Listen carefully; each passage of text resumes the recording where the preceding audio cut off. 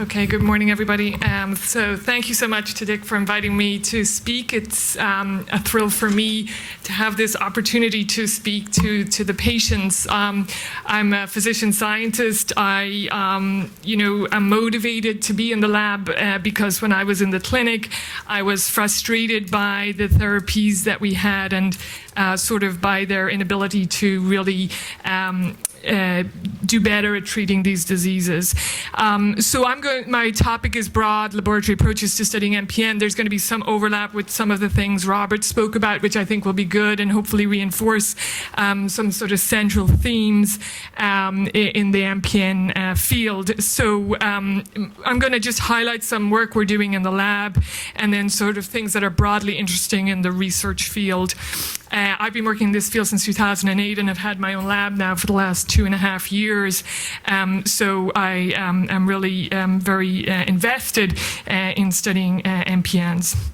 So because it's 30 minutes and there's a lot to cover, I want to just start off by giving you some central themes for my talk. And I think these are themes that you're going to hear over and over again over the course of the day.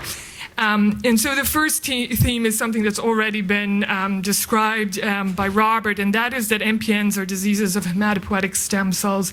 And we'll talk about this in a little bit. And I think this is a really important concept to get across because really to cure this disease, we need to either change the stem cells, so give the person new stem cells that don't carry these mutations, or we need to find ways to preferentially eliminate the stem cells that carry the mutations that cause this disease.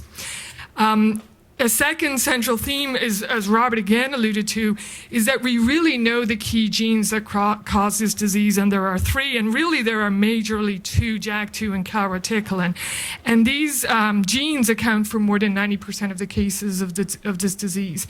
And again, this is really encouraging when we think about this from a therapeutic perspective. It's not like we're shooting in the dark. It's not like we don't understand why these diseases occur. We understand this extremely well. And now our goal is to really develop therapies that are better at really targeting these genes and really preferentially eliminating the cells that carry mutations in these genes. People always ask me about, why they got MPN and is it inherited?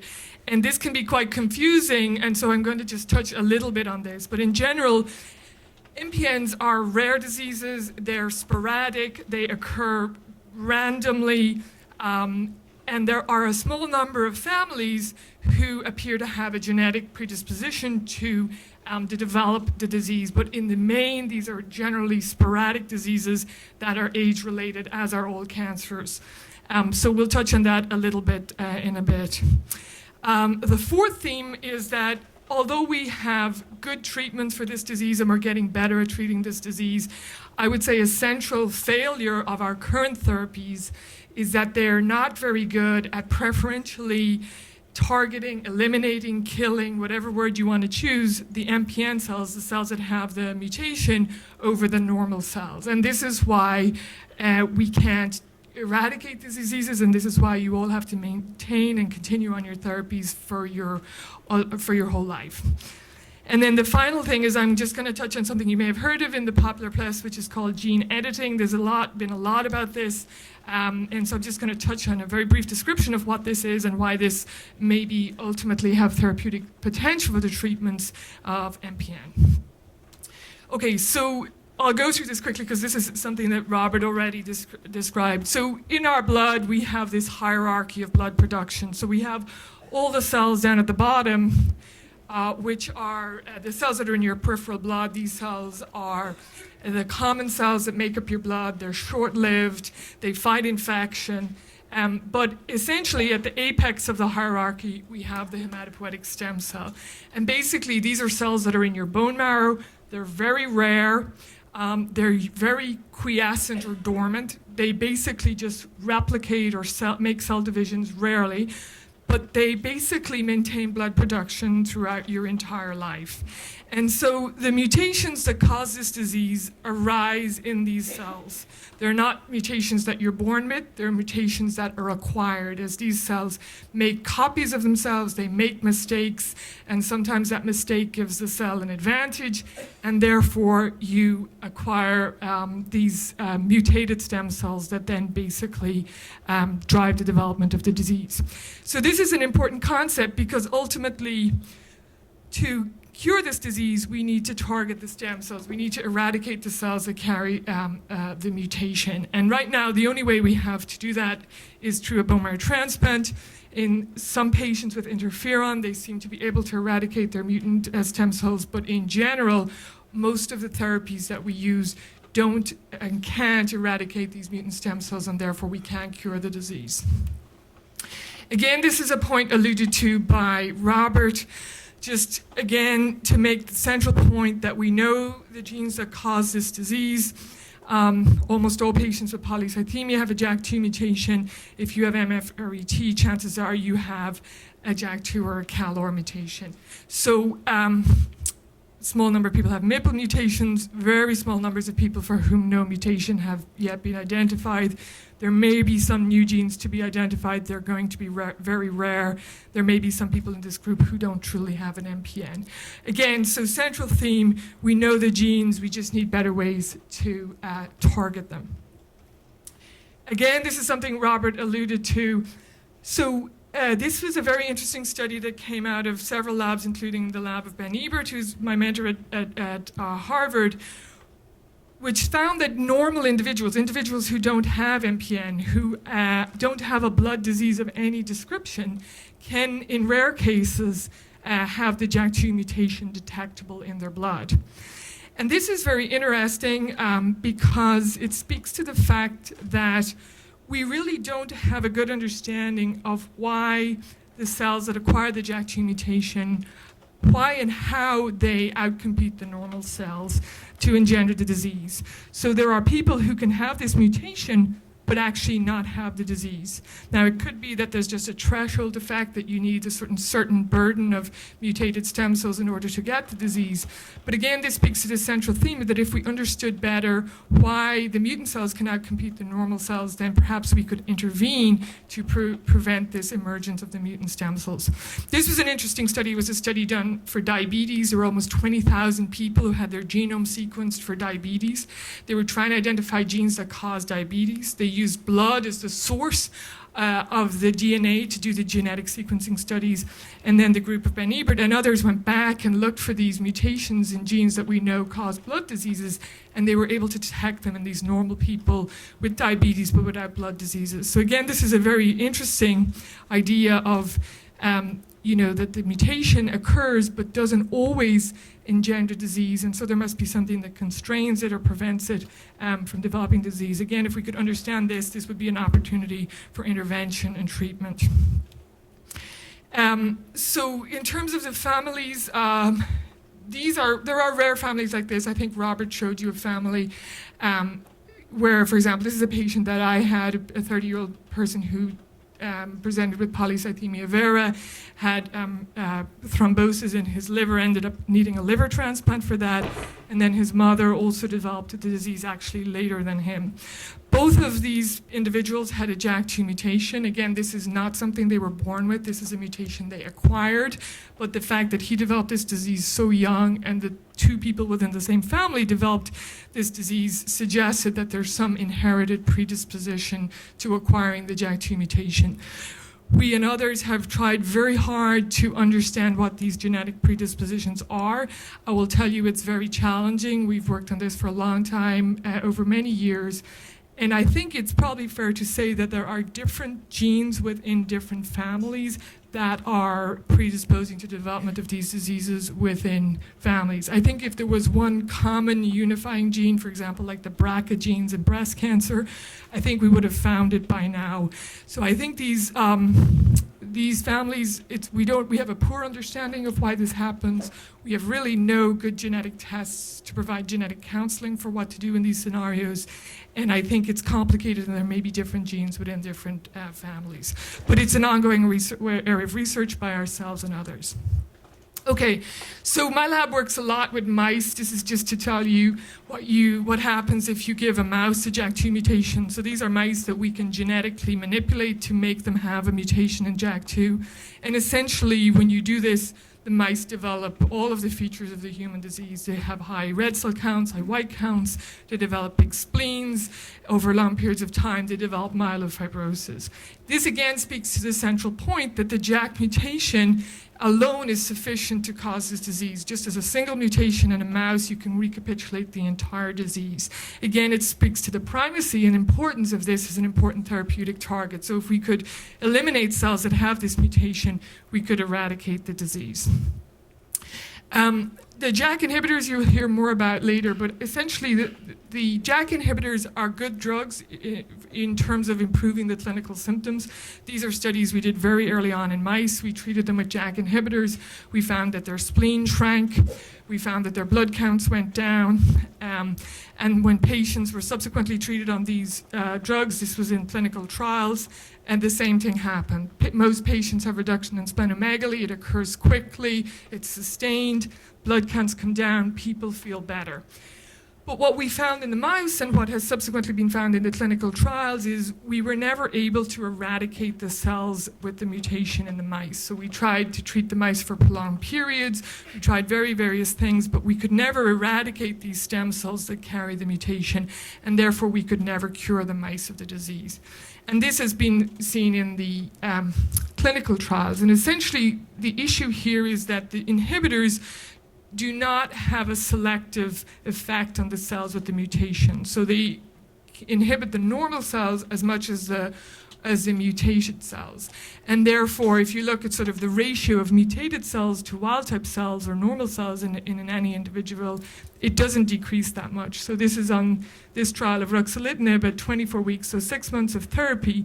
The mean reduction in the ratio of mutated cells to normal cells was just 11%. So if there was a strong preferential effect on the mutated cells, you would expect this to go down much more, like 90%. And so this is why people get anemic on these drugs. This is why people have low platelet counts on these drugs, because they also affect your normal blood cells, and they don't preferentially or selectively affect the cells that carry the mutation. And this has been borne out in other trials. So here at 72 weeks, the median reduction in the mutant burden was just 8%. And so this, I think, has been maybe one of the disappointments of the JAK inhibitors. Don't get me wrong, I think these drugs have an important role in the treatment of the disease, but they have been disappointing in this fact of preferentially targeting or eliminating the mutant cells, and therefore not being able to eradicate these stem cells, this reservoir of disease that maintains the disease in people. We've tried to understand why some patients with interferon can eradicate the disease. So interferon, as you'll see here, is a drug that's been pioneered by Dr. Silver for more than 30 years. A minority of patients, as many as 30% of patients at 4 years, can actually become undetectable for the JAK2 mutation. And so this suggests that their mutant stem cells that are harboring this disease must be eliminated if we can no longer detect the mutation in their blood. Some patients have actually stopped interferon and the disease has never come back. Other people have stopped it and the disease has reemerged. We tried to understudy this in the mouse model that we developed, and basically we looked at the differential effects of interferon on the JAK2 mutated stem cells and on the normal cells, and found that it had preferential effects on the JAK2 mutated stem cells, causing them to go into cycle, to divide, and to burn out over time. And so we think this is why some patients can actually become undetectable for the JAK2 mutation. We don't understand why the majority of patients don't become undetectable for the JAK2 mutation, but it suggests that interferon does have preferential effect on JAK2 mutant stem cells. So a central sort of goal within my lab and in sort of cancer therapy in general is to identify Achilles heels within within cancer cells. So we've been focused on trying to understand, are there specific things that are different between JAK2 mutant cells and normal cells? Some sort of specific vulnerability that we could exploit, that if we could just inhibit that Achilles heel, then the cell with the JAK2 mutation would die and the normal cell would not. And this is a recent study that's just been published where we identified a gene, RECQLS, that we found to have higher expression in JAK2 mutant cells as compared to normal cells from people with ET and PV. And when we inhibited this gene, we were able to preferentially kill the JAK2 mutant cells. This is a gene that's involved in DNA repair, prevents DNA breaks. And here I'm just going to show you when we took cells from patients and knocked down genetically this gene, and then treated with hydroxyurea, we were able to preferentially eliminate or kill the mutant cells over the normal cells. And hydroxyurea, of course, does not do this. Hydroxyurea just globally suppresses your blood cells, so you still have your JAK2 mutant cells and your normal cells.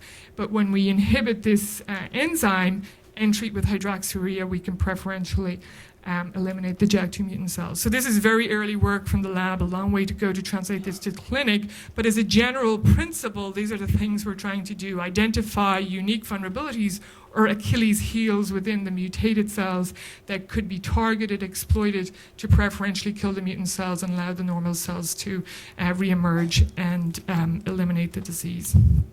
Finally, then, I'm just going to end with calreticulin. This is a fascinating discovery by Robert and others. This, I think, discovery speaks to the power of genetic sequencing or genome sequencing. This is a gene that if you asked anybody 2 or 3 years ago if this had anything to do with MPN, nobody would have said it had anything to do with MPN. This is a gene that is expressed throughout your body. It has a very sort of important central housekeeping role in the body, and yet there are specific mutations in this gene that give you a very, very specific disease, MPN. What's really fascinating about this gene is that all of the mutations occur at the end of the gene. So this is a normal gene. These are just sort of specific domains within the gene. And this is the 52 base per deletion, which is the most common calreticulin mutation. All of the mutations cluster in this last part of the gene.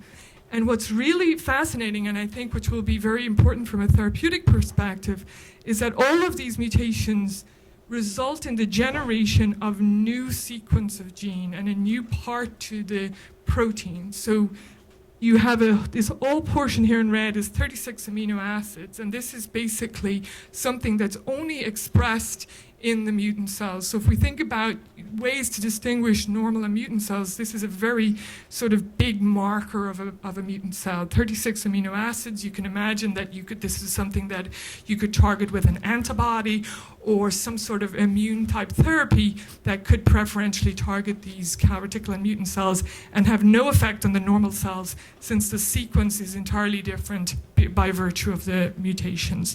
So I think it'll be very interesting to see how this evolves in terms of therapeutics, particularly in terms of immune type therapies. We've also looked at this mutation in the lab. We've expressed mutant calreticulin in mice, and just like JAK2, this mutation alone is sufficient to cause a myeloproliferative disease in mice, again speaking to the importance of this as a therapeutic target. If alone can cause a disease, if we could preferentially or effectively target it, then we could cure the disease. So these are mice that are just expressing a normal empty vector, so this is a control, this is the normal protein, and this is 2 different types of the mutant protein. And you can see these very big cells here. These are megakaryocytes. These are increased in number, dramatically increased in number in the mice that have the mutated form of calreticulin. These are the cells that make platelets. These mice develop very high platelet counts. So the disease that the mice get recapitulates the disease that we see in patients, so very much like an ET type disease. So again, we're using these models now for preclinical studies to try to think about ways that we could effectively target mutant calreticulin. And then very finally, probably running out of time, just want to highlight this concept of CRISPR gene editing. You may have heard of this in the media. It's been called the CRISPR craze, and there's a lot of stuff about it in the public domain. But essentially, this is basically a way that you can edit DNA. It involves using a nuclease, which basically cuts DNA, and using what are called guide RNAs to basically target this nuclease to specific regions of the genome. So you can edit the genetic code in very specific and targeted ways using this technology. We've used this in the lab to actually introduce mutations in the Calreticulin gene, which, remember I told you the mutations are all in the last part of the gene. So we've taken normal cells that don't have the Calreticulin mutation, and using this gene editing technique, we've been able to introduce mutations in Calreticulin, specifically in this region, the last coding region of the gene. And basically, we've been able to transform hematopoietic cells into MPN cells using this technology. And so this is obviously very powerful, as it gives us a tool to be able to study these cells in large numbers, both in human cells and mouse cells. And so these are important ways that we'll be able to then study sort of therapeutic targets in these diseases. There's a lot of excitement about how this gene editing technology could be used in the future. For example, you could do things like I alluded to, so you could create mutated stem cells for study, you could create mutated mice for study, you could study multiple mutations, so you could start to study the types of things Robert alluded to, so you could model multiple mutations that are associated with disease progression in a single mouse. This is very, very powerful. You could use these type of technologies to study mechanisms of resistance to therapies, and ultimately the thought would be, or the hope would be, that you could actually use this type of therapy for treatment. So you could potentially take a mutated stem cell, remove it from somebody, repair it, and then give it back to the patient in this way, and in that way sort of get rid of the need to do a transplant, but just to repair your own individual stem cells. So this is obviously many years ahead, but I just kind of want to give you a flavor of the types of things that are being talked about now with the development of these DNA editing technologies. So with that, I'll finish. These are the members of my lab. These are all the people who funded the work, and so thank you so much for your attention. If anything wasn't clear, I'd be happy to discuss in detail with individual people laterwards. Thank you.